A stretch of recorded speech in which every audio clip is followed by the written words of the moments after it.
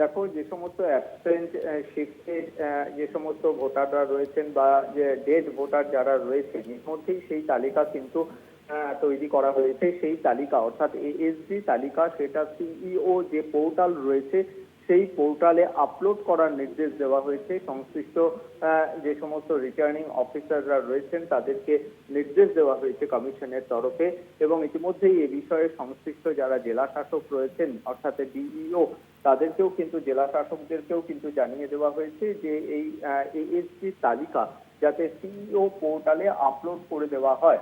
অর্থাৎ যে সমস্ত ভোটাররা অ্যাবসেন্ট রয়েছেন, অনুপস্থিত রয়েছেন, শিফটেড রয়েছেন, স্থায়ীভাবে স্থানান্তরিত যাদের ট্রেস পাওয়া যায়নি, এবং যারা ডেড ভোটার, সেই তালিকা কিন্তু সিইও যে পোর্টাল রয়েছে সেই পোর্টালে আপলোড করার নির্দেশ দেওয়া হয়েছে। শুধু তাই নয়, যদি এদের মধ্যে কারোর নাম বাদ দিতে হয় তাহলে ফর্ম 7 এর মাধ্যমে ফর্ম 7 পূরণ করে তবেই কিন্তু সেটা ডিলিট করা যাবে বা বাদ দেওয়া যাবে, এমনটাই কিন্তু নির্দেশ নির্বাচন কমিশনের তরফে দেওয়া হয়েছে। একদমই, ধন্যবাদ সত্য।